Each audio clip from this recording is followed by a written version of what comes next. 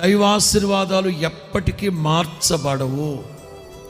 ఇలా మనం చదువుకుంటూ వెళితే ఒకానొక సందర్భంలో సొదొమ రాజు అంటాడు, అబ్రహామా, నువ్వు కష్టపడ్డావు, నీ దగ్గర 318 మందిని తీసుకెళ్ళి జయించిన రాజులను జయించి మొత్తాన్ని తీసుకొచ్చావు, అంచేత మనుషులను మాత్రం నాకు అప్పచెప్పేసి వెండి బంగారాలు మొత్తం నువ్వే తీసుకుపోతే పోయింది, కష్టపడింది నువ్వే.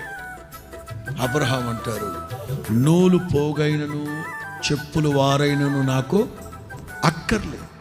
ఎందుకంటే రేపటి రోజున కనబడ్డ ప్రతి ఒక్కళ్ళకి వాళ్ళు అడిగినా అడగకపోయినా నువ్వేం చెప్తావు తెలుసా? యోబు గారు అబ్రహాం అంత తోడవడానికి కారణం ఎవరు అనుకున్నారు? మనమే. నా దేవుని ఆశీర్వాదం కావాలి నాకు. సామెతల్లో ఏముంది? యెహోవా ఆశీర్వాదం ఐశ్వర్యాన్ని ఇస్తుంది, అది తెలుగులో నరుల కష్టార్జితం వల్ల అది కాదు.